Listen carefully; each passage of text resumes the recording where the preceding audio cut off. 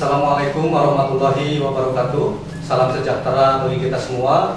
Salam, Om Swastiastu, Namo Buddhaya, salam kebajikan. Selamat siang, sahabat Bawaslu Provinsi Jawa Barat. Selamat datang di program diskusi serial demokrasi dengan tagline Pandemi, Pandangan Demokrasi Milenial. Program ini adalah program yang diawali atau digagas oleh Divisi Pengawasan Provinsi Jawa Barat. Dengan tagline yang kita angkat, Pandemi, Pandangan Demokrasi Milenial, mengharapkan ke depan menjadi atau membawa output untuk rekomendasi proses demokrasi ke depan khususnya di Jawa Barat. Baik, sudah hadir di hadapan kita semua Pak Zaki, apa kabar? Alhamdulillah, kabar baik. Alhamdulillah. Di tengah kita sudah hadir sahabat Bawaslu sekalian Pak Zaki Hilmi, Koordinator Divisi Pengawasan Provinsi Jawa Barat.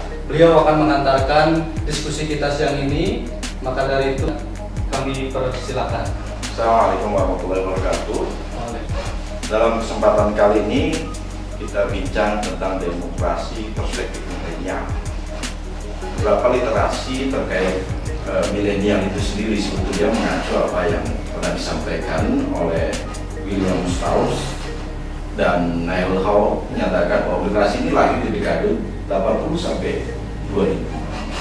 Yang menarik dari generasi milenial ini memiliki karakter yang terbuka, kemudian optimis, percaya dirinya baik, kemudian juga berpandang luas ke depan. Secara kultur memiliki kedekatan dengan penggunaan teknologi dan informasi. Nah, tentu kaitan demokrasi. Kita bicara tentang bagaimana sebetulnya generasi milenial dalam konteks demokrasi. Ini ada hal yang menarik. Hasil penelitian LIPI terbaru pada pemilu 2019 yang lalu, paling tidak 35-40% segmen pemilih ini pemilih dari generasi milenial. Nah, tentu ini potensi yang luar biasa. Dengan sikap optimis yang luar biasa terbuka, maka bagaimana kemudian kita bicara demokrasi dalam konteks demokrasi sebagai sebuah perencanaan yang terinstitusi sebagai sebuah cita-cita besar sebuah negara melalui politik, di mana individu memiliki kewenangan yang dijamin oleh Undang-Undang Dasar 1945 pada dimensi kedaulatan rakyat. Pada sisi lain, kita juga menyaksikan sejarah demokrasi ini selalu bicara tentang dua segmen, tentang demokrasi prosedural, tentang demokrasi substantif. Bagaimana kemudian perubahan-perubahan model-model demokrasi di Indonesia ini juga mengarah pada upaya perwujudan demokrasi yang berkualitas. Kalau sejatinya peran milenial ini sendiri pada proses demokrasi khususnya di Jawa Barat itu kira-kira di aras ideal mana kira-kira Pak? Yang pertama tentu secara populasi banyak. Populasi segmennya banyak, maka sebetulnya yang paling penting adalah bagaimana peran generasi milenial ini turut berkontribusi pada pendidikan politik edukasinya. Literasinya generasi milenial ini cukup kuat, baik melalui pembacaan teks-teks buku yang ada maupun kedekatan dengan penggunaan teknologi. Tentu akses terhadap literasi ini sangat kuat. Yang kedua, sebagai populasi yang banyak, tentu kemampuan mengorganisir diri untuk mewujudkan demokrasi yang ideal, demokrasi yang sehat, ini bisa dilakukan oleh generasi ini. Paling tidak dua dataran ini yang memang, kalau di tingkat teknis kita sudah menyaksikan beberapa peran generasi milenial ini bisa juga melakukan politik edukasi untuk mengcounter penggunaan medsos yang bersifat hate speech, hoax dan sebagainya. Jadi paling tidak itu tiga yang substantif menurut saya bisa peran dari generasi milenial. Baik, sahabat Bawaslu sekalian, barangkali demikian pengantar dari Pak Zaki untuk diskusi kita siang ini. Kami akan melanjutkan diskusi ini dengan dua orang keren di Jawa Barat. Tentu ini organisasi yang cukup besar, organisasi yang cukup populer, Maka kita akan lanjutkan diskusi ini setelah berikut ini. Baik, kembali lagi bersama kami di diskusi serial demokrasi dengan tagline pandemi, pandangan demokrasi milenial. Di samping saya sudah ada Bang Andre dari GMKI dan Kang Denny dari IMM. Bang, apa kabar? Siap. Nice, Kang Denny ya. Kedua narasumber kita ini berasal dari Gerakan Mahasiswa Kristen Indonesia, ya Bang ya. Gerakan mahasiswa, beliau ini Korwil 3 di GMKI, PP GMKI. Kalau Kang Denny ini Ketua DPD IMM Jawa Barat. Tentu kami dalam diskusi ini berharap ada input atau ide-ide gagasan kreatif dari teman-teman milenial soal demokrasi, khususnya di Jawa Barat. Barangkali yang pertama kami akan persilakan. Silakan Bang. Terima kasih kepada Kang Rio. Baik, sedikit saya memperkenalkan tentang GMKI itu apa. Jadi GMKI itu adalah Gerakan Mahasiswa Kristen Indonesia. Saat ini GMKI sudah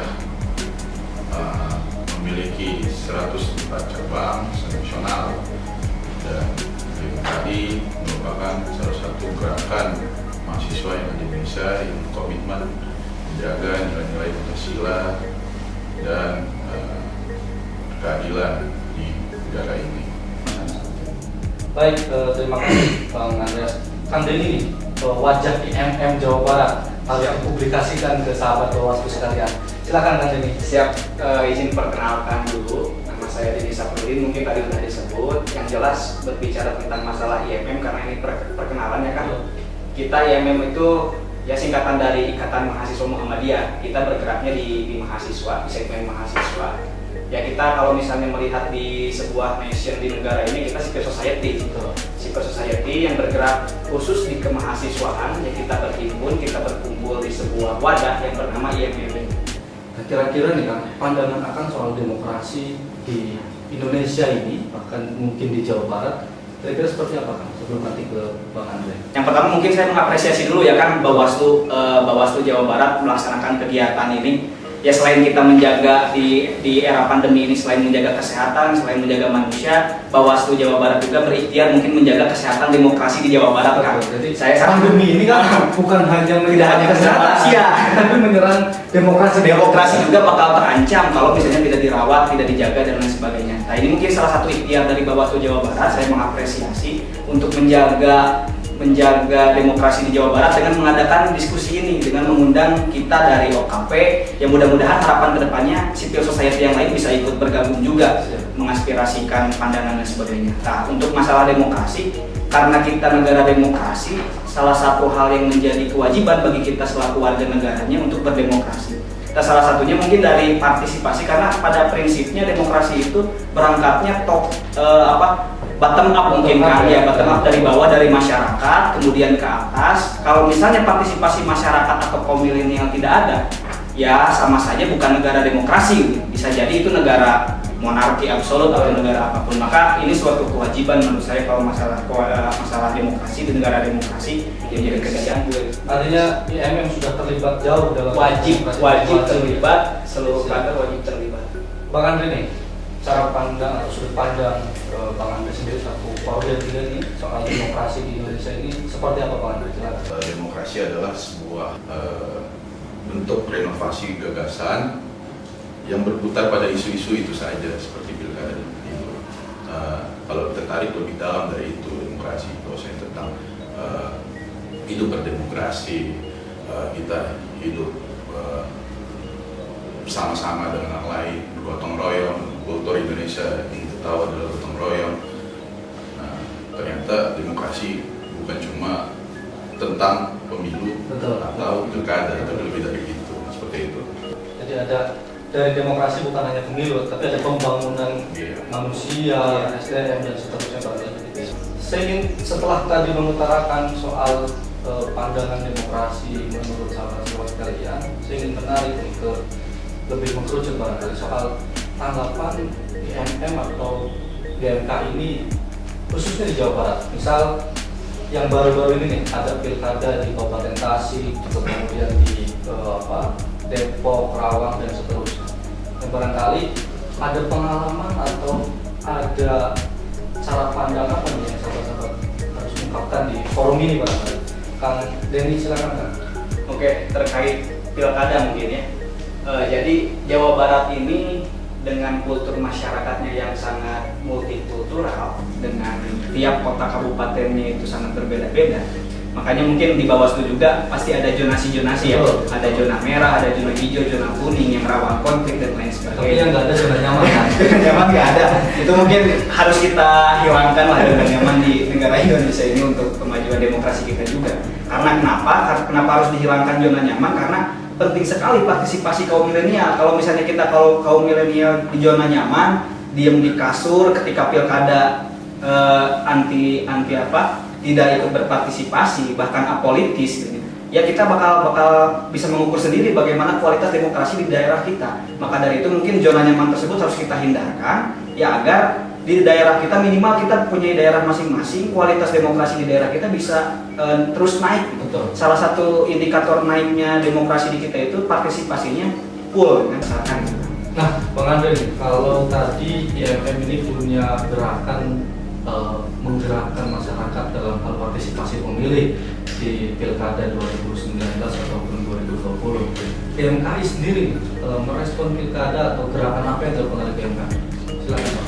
Baik, jadi berangkat dari cerita Pilkada kemarin itu juga GMKI sudah melakukan MOU juga dengan Bawaslu RI. GMKI membuat lembaga bentukan yang namanya pemantau pemilu GMKI sama-sama itu bersama-sama dengan Bawaslu RI dan diturunkan ke tiap provinsi dan cabang-cabang. Mereka bekerjasama nanti mereka bersama-sama mendeklarasi bagaimana damai, bersih dan mengajak sama-sama pada seluruh elemen masyarakat untuk ikut serta dalam pemilihan, karena menyadarkan bahwasannya tentang hak politik masyarakat, bahwasannya kita sebagai warga negara Indonesia memiliki haknya, salah satunya memiliki suara dalam memilih calon pemimpin. Ada nggak Pak khusus yang dilakukan oleh GMKI dalam hal pemantauan? Kebetulan kita kemarin kalau nggak salah itu ikut pertama ya, jadi juga masih dari umumnya lah kita masih belum ada fokusnya, tapi masih umum. Jadi secara umum dari dulu ke hilir GMKI sudah melakukan pemantauan dari dulu ke hilir. Nah, kalau IMM pada saat pilkada gimana? Ya kita prinsipnya sih ketika MOU dengan Bawaslu RI sama sih kan, kita kan dikasih segmen untuk meningkatkan partisipasi masyarakat secara keseluruhan. Nah kita di sana mungkin turunan dari MOU itu kita membuat program dari internal IMM sendiri, misalnya program apa, segmen ke mahasiswa seperti apa, kemudian segmen ke disabilitas seperti apa, segmen ke pelajar seperti apa. Nah itu turunannya dilaksanakan oleh teman-teman cabang, komisariat yang berbasis di kampus-kampus dan sebagainya. Itu sudah dilakukan ya? Itu sudah dilakukan ketika pemilu kemarin ya, bahkan ada tidak sedikit juga ada teman-teman yang ikut di jadi Bawaslu tingkat kecamatan juga gitu kan. Secara lembaga penyelenggara ada yang ikut masuk terjun juga gitu. Kalau dari GMKI kan ada nggak sahabat-sahabat GMKI yang jadi penyelenggara di tingkat bawah atau? ada teman-teman cabang juga ikut partisipasi. Baik. Selanjutnya gini kan, saya ingin menarik cara pandang teman-teman ini soal peserta pemilu, karena saya pikir proses pilkada atau pemilu memang ya di dalamnya pasti ada peserta pemilu, karena demokrasi kita ini kan demokrasi keterwakilan. Nah kira-kira kan dalam kontestasi pilkada atau pemilu yang sudah kita lalui ini, sudahkah partai pemilu ini demokratis atau tidak, kira-kira nih pandangan Bang Andre dulu deh, saya ingin tarik. Partai politik ini sudahkah demokratis dalam hal penyelenggaraan pilkada atau pemilu? Teknis gitu kan, kita kan sering tahu juga ya maaf-maafan gitu ya. Jadi kalau saya melihat itu cenderungannya itu dari ini aja, dari terjadinya transaksi lah atau money politik seperti itu. Kenapa? Karena saya melihat yang bertanggung jawab full itu dalam bukan bertanggung jawab full lah, yang membawa budaya itu dari partai politik itu sendiri. Jadi ketika di lapangan masih ditemukan ada transaksi jual beli suara, ya logikanya berarti di parpolnya juga masih dilakukan itu seperti itu, dan artinya ya demokrasi itu belum. Jadi nanti kita akan tarik juga nih arah ideal nih, kalau Bang Andre melihat bahwa di partai itu kental dengan praktek-praktek malpraktek demokrasi yang sering dilakukan oleh partai politik. Nah, Kang Denny, sudut pandang Kang Denny soal partai politik dalam kontestasi demokrasi dan pilkada kira-kira gimana? Oke, ini terkait partai politik. Ya sebelumnya mungkin karena kritik itu biasa di negara demokrasi, kritik itu biasa. Maka dari itu sekarang ngebahas tentang partai politik. Kalau pandangan dari saya pribadi selaku organisasi IMM nih, karena kita juga mempunyai peran kontrol sosial, termasuk kontrol terhadap partai politik dan lain sebagainya. Kritik terhadap partai politik itu yang pertama, kaderisasinya tidak berjalan dengan baik. Karena kita masyarakat secara luas, khususnya kaum milenial sekarang bisa langsung melihat, bisa langsung menyaksikan, bahkan dengan gadgetnya masing-masing, bagaimana di sebuah partai politik ujuk-ujuk yang tidak berproses kaderisasi bisa langsung nyalon wali kota atau nyalon gubernur atau nyalon presiden. Tapi presiden belum ada sih mungkin. Tapi wali kota ada dan lain sebagainya. Ini menandakan adanya ketidakberjalanan kaderisasi di partai politik. Ini menjadi tidak sehat juga gitu kan. Jadi benang merahnya adalah partai politik kurang melakukan kaderisasi dan pendidikan politik ke masyarakat. Karena kurangnya pendidikan terhadap masyarakat, sehingga di masyarakat itu ada polarisasi, gesekan yang sangat kentara ketika pilkada jadi beradu lah, karena tidak pahamnya kenapa calon ini layak dicalonkan oleh partai ini dan lain sebagainya. Maka dari itu penting partai politik juga untuk melakukan kaderisasi. Posisi penyelenggara pada saat pilkada ataupun pemilu, ada nggak minimal yang kurang tepat atau kritik mungkin dari penyelenggara? Kira-kira dari Kang Denny nih apa nih kan kira-kira kritik atau kurang ideal nih, harusnya penyelenggara begini-begini bisa? Kalau saya melihat sih, kalau untuk penyelenggara Bawaslu, karena mau tidak mau Bawaslu ini dibentuk oleh negara, jadi saya kritik terhadap Bawaslu mungkin ya ketika pelaksanaan di bawah, karena banyak juga mungkinnya ada oknum-oknum Bawaslu yang bersifat agak tidak netral, agak main-main. Nah ini mungkin ke depan ya Bawaslu ketika diamanati oleh masyarakat lewat Bawaslu ini, ya saya rasa harus ke depan harus semakin berani, jangan misalnya takut oleh partai politik, oleh calon kontestasi politik, peserta pemilu di dalamnya. Ya karena teman-teman Bawaslu ini mandataris dari masyarakat untuk mengawasi pemilu berjalannya agar sehat, agar misalnya sesuai keinginan dari masyarakat secara luas. Kalau saya tarik benang merah berarti harus makin berani lah, dan independen. Pokoknya mah atas nama rakyat Bawaslu terdepan mengawal pemilu. Kang Denny, mohon maaf, Bang Andre, sudut pandang BMKI atau secara pribadi lah terhadap penyelenggara, bukan hanya Bawaslu, karena penyelenggara ada Bawaslu, KPU, DKPP. Kira-kira gimana nih Bang? Baik, kalau saya pribadi juga belum pernah menemukan temuan-temuan di lapangan ya, karena saya jarang muncul di lapangan seperti itu. Jadi kalau saya sudah sepakat lah sama yang dikatakan ini pun juga nanti tentang penyelenggara pemilu ini, bagaimana mereka dalam berkolaborasi. Saya melihat juga Bawaslu, KPU dan DKPP juga harus mengalami ini harus tetap transformasi lah dengan kebutuhan sekarang, karena ya kalau saya lihat berita memang media masih banyak temuan-temuan seperti itu. Artinya harus ada kolaborasi satu dan lain antara penyelenggara pemilu ini agar tercapainya demokrasi yang kita cita-citakan. Seperti itu. Artinya unsur apapun penyelenggara pemilu harus sinergi dengan satu sama lain agar terciptanya demokrasi yang lebih baik. Baik, sebelum nanti kita masuk ke segmen 3, saya ingin menggambarkan bahwa yang ditarik oleh kita ini adalah pertama soal aras ideal pilkada atau pemilu di kita ini berangkat dari pendidikan politik ataupun pendidikan terhadap masyarakat yang harus dikerjakan oleh partai politik, dan juga penyelenggara yang ideal ini harus independen dan menjaga integritas, dan yang ketiga adalah soal kebersamaan di tubuh penyelenggara barangkali ya barangkali. Nah, Bang Andreas dan Kang Denny, kira-kira dalam hal proses pemantauan kan tadi Kang Denny juga Bang Andreas menyampaikan kita ikut memantau dari awal proses pemilu ataupun pilkada hingga akhir.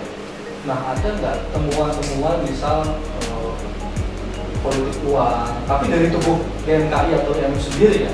Ada nggak Bang Andre dari GMKI temuan atau pelanggaran yang terjadi dalam pemilu pilkada? Ya, baik. Kalau saya pribadi karena belum tidak terjun langsung, jadi saya tidak mengenal. Tapi ada beberapa cabang yang menemukan temuannya itu bahasanya serang fajar ya. Serang fajar. Ya. Jadi dan juga ada juga proses penghitungan suara juga ada, di situ ada manipulasi segala macam seperti itu. Ya itulah maksudnya saya melihat juga Bawaslu di situ tentang independensi juga. Ya melihat di lapangan kenapa bisa terjadi kecurangan padahal ada Bawaslu di situ dan jajarannya seperti itu. Ini dulu nih, tadi ada nggak temuan-temuan yang menarik di teman-teman BMN pada saat pemantauan ini? Pernah jadi agen sosialisasi dulu pernah, jadi saya juga ikut pernah terjun langsung, dan saya langsung menyaksikan juga bagaimana fenomena di masyarakat tentang masalah serangan pajar dan lain sebagainya, dan itu sudah menjadi rahasia umum mungkin kan, ya bahkan mungkin ini menjadi PR kita bersama ya bahwasanya di gak ada juga ternyata itu ada. Ya meskipun terselubung, meskipun tertutup, tetapi memang ada dan harus kita atasi. Jadi itu memang ada dan harus kita sikapi. Jadi serangan fajar itu kira-kira sikapinya dengan apa gitu ya? Gitu kan? Ya.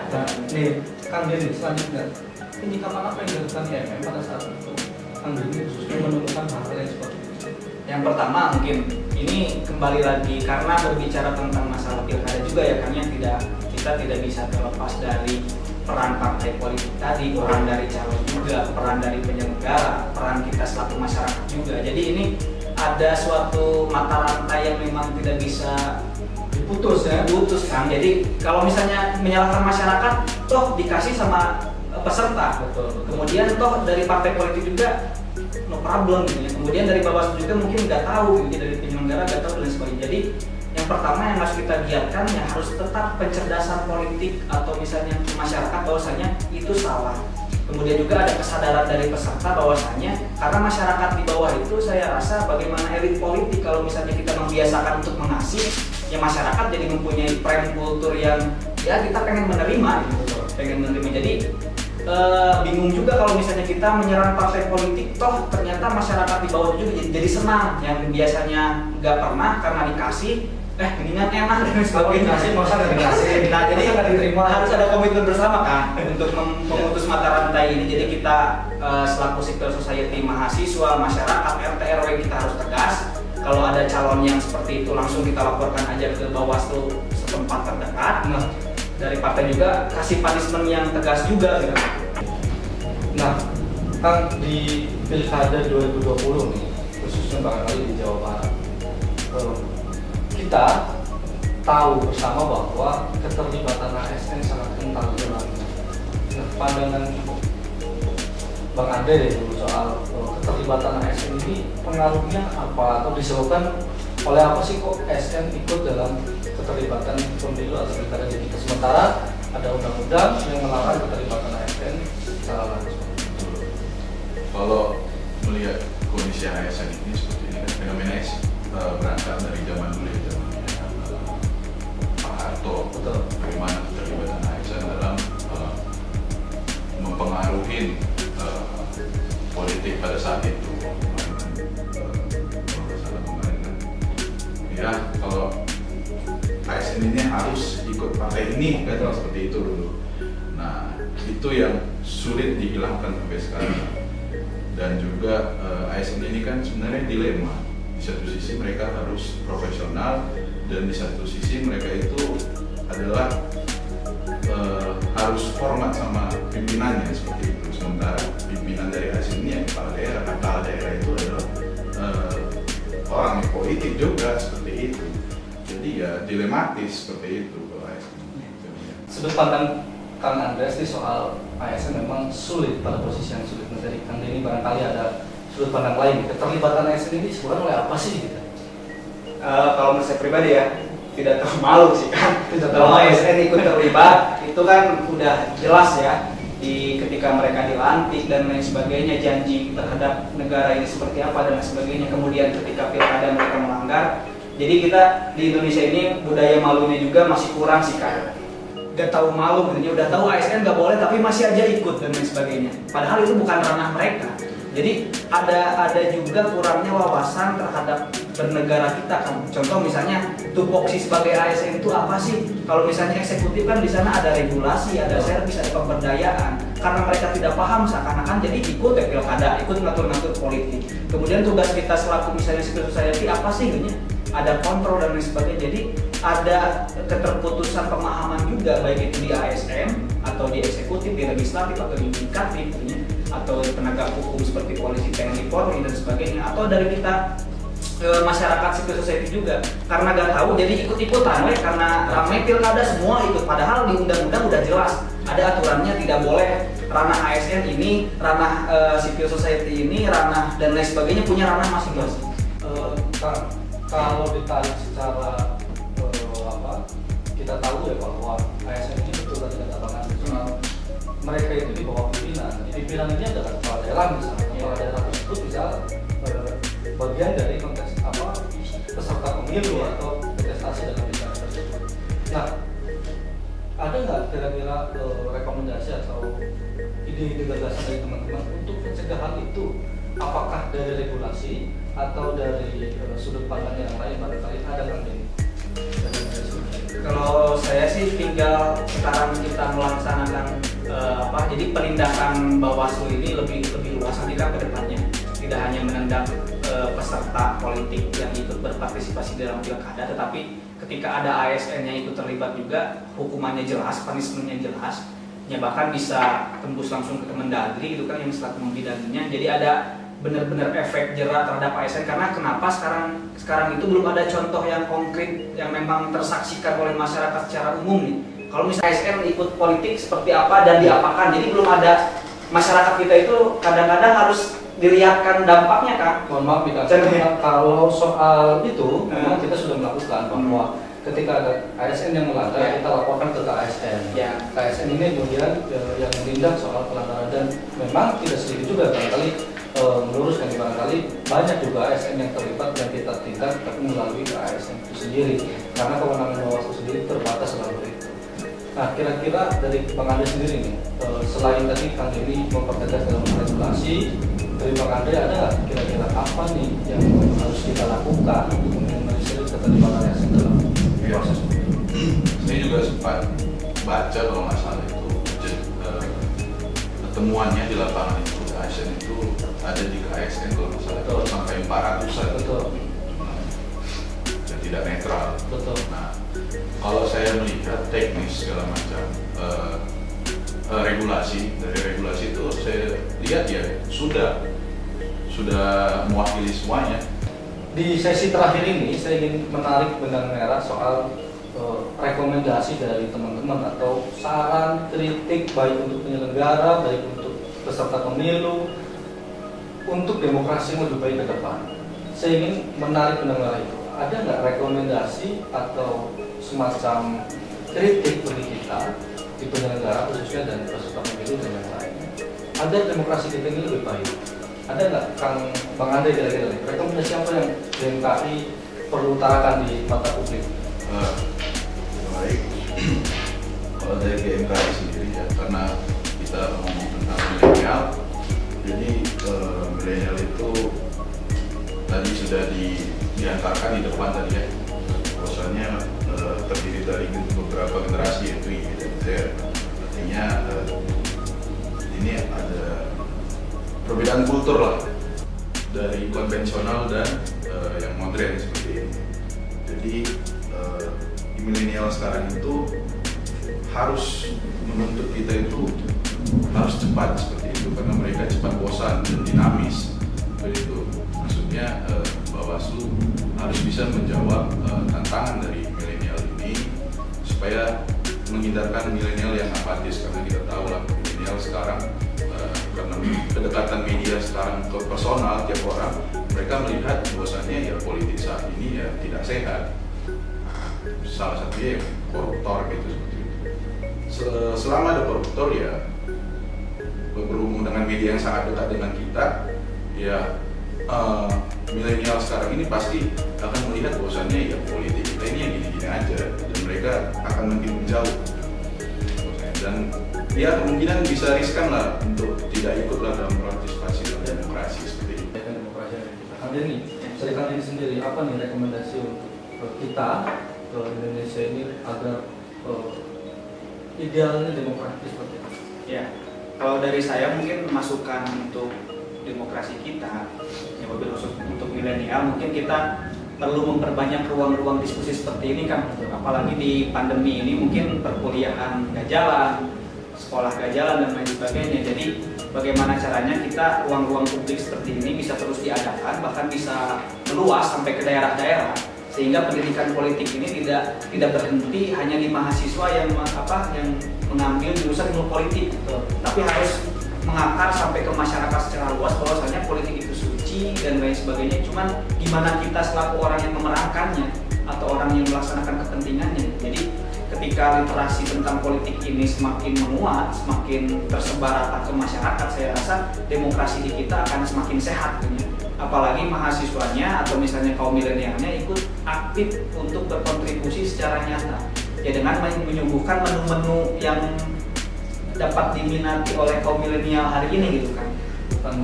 Bukan menu-menu yang misalnya era old gitu ya, era orang tua, tapi kita bagaimana caranya bisa mengemas politik ini dengan lebih menarik, yang tidak rigid, tidak misalnya, karena kan kaum milenial itu tidak suka yang rigid dan sebagainya, makanya ada lebih suka yang praktis dan lain sebagainya. Jadi kita bisa memberikan edukasi masyarakat khusus yang milenial bahwasanya kita harus melek politik, nasib demokrasi Indonesia itu ada di tangan kita. Jadi tidak bisa beres di kaum old aja gitu. Kalau dari segi tahapan mungkin ya bisa disederhanakan mungkin kan, karena kan dari satu sisi mungkin pemilu di Indonesia ini memang baik lah kan, menjadi perhatian dunia juga kan, ya dengan pelaksanaannya yang serentak dan lain sebagainya. Cuma secara manusiawi mungkin ya kalau misalnya pekerjaan disekalikan langsung banyak, ya mungkin siapapun juga bakal keteteran. Nah nanti masukannya mungkin kalau dari saya ya bisa dilaksanakan dari jauh-jauh hari. Data yang memang misalnya sudah fix, ya tahapan untuk menyusun datanya lagi itu jangan sampai misalnya didadak gitu kan. Jadi lebih ada jangka waktu yang lebih panjang lagi, sehingga pelaksanaannya tidak langsung ketika momentum mau pemilu kerjaan langsung numpuk semua, tetapi ketika tidak ada pemilu seakan-akan tidak ada kerjaan gitu kan. Nah itu mungkin masukan untuk tahapan, karena kalau berbicara tentang tahapan mungkin panjang ya kan ya, harus dibedah juga mungkin tahapannya untuk dikritik ini, kekurangannya apa, kelebihannya apa ya. Sarannya dari saya secara pribadi ya jangan sampai menumpuk pekerjaan itu ketika waktu tertentu saja. Pemungutan suara, ada nggak rekomendasi yang BMKI perlu utarakan? Ya, baik. Kalau saya pribadi melihat regulasi ya sudah ideal, termasuk juga ya mungkin kalau disederhanakan boleh. Kalau saya lebih melihat tentang ke kriteria. Nah, kan banyaknya ini di lapangan saya melihat bahwasannya ya ini kan ini karena saudaranya ini, dia kerap ini gini, ya seperti itu. Maksudnya ya, maksud saya ya di dalam calon-calon yang bakal bertugas ini ya harusnya sesuai memang administrasinya, ada tes yang dilakukan, yang diverifikasi. Karena kalau berdasarkan di lapangan ini yang kita lihat dari saudara, sanak famili, ya masih sangat kental lah ya, seperti itu. Artinya kita sepakat bahwa secara tahapan ini sudah ideal ya. Hanya memang ada beberapa proses pendidikan, penguatan dalam sebuah regulasi.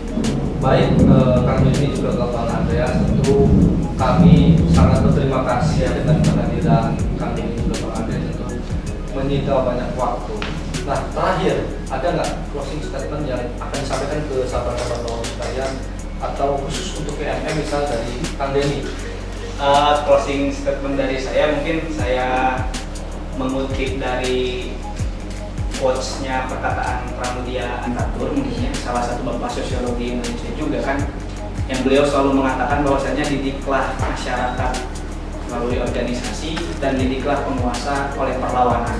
Karena dengan masyarakat berorganisasi, saya rasa seperti misalnya pilkada, tentang ilmu politik dan narasi-narasi apapun itu bisa dikaji, bisa diperdalam lagi sehingga masyarakat bisa cerdas, bisa aware juga terhadap fenomena yang ada di sekitar. Kemudian mendidik penguasa dengan perlawanan juga salah satu bentuk kontrol dari kita civil society, bahwasanya masyarakat jangan penguasa atau eksekutif legislatif dan sebagainya jangan sewenang-wenang dalam menentukan regulasi dan lain sebagainya, karena ada nasib masyarakat secara luas yang bergantung hidupnya di para penguasa. Jadi itu closing statement dari saya. Mudah-mudahan demokrasi di Indonesia semakin sehat, dimulai dari kaum mudanya, kaum milenialnya yang terus aktif berpartisipasi melakukan pencerdasan politik. Itu mungkin.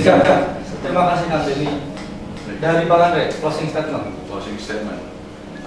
Kalau dari saya pribadi, ya melihat bahwasannya tentang pasca pemilu gitu. Jadi ada pasca pemilu. Kalau sebelumnya kan kita tahu bakal ada banyak perbedaan segala macam pandangan politik. Nah, masalah ini pasca pemilu masih banyak yang beda pandangan. Nah, saya berharap juga Bawaslu juga ikutlah dalam sosialisasi, bahwasanya tugasnya bukan di situ aja, bahwa lebih dari itu mereka juga ikut ambil dalam sosialisasi agar masyarakat berbeda pandangan ini menjadi satu lagi, seperti itu. Kemudian saya berharap pemerintah memberikan fasilitator yang mampu memberdayakan milenial untuk mengembangkan potensi dan bakat di ruang-ruang publik agar mutunya tetap terawat. Kemudian juga perlu kebesaran hati dari setiap elemen untuk memberikan kesempatan dan ruang tumbuh kepada kaum milenial bagi pendewasaan mereka dalam berdemokrasi. Seperti itu. Siap. Terima kasih Kang Denny juga Bang Andre. Semoga selalu sehat-sehat, selalu ada dalam lindungan Tuhan Yang Maha Esa. Baik sahabat Bawaslu sekalian, kiranya cukup untuk sesi ini, sesi diskusi serial demokrasi Divisi Pengawasan Bawaslu Jawa Barat dengan tagline Pandemik Pandangan Demokrasi Milenial. Terima kasih Bang Andre sekali lagi, terima kasih Kang Denny sekali lagi. Saya ingatkan bahwa sahabat Bawaslu sekalian, kita akan ada diskusi lanjutan di serial selanjutnya. Kita harus pantengin channel YouTube Bawaslu Jawa Barat dan jangan lupa like, subscribe, dan komen. Saya Trio Hamduni undur diri.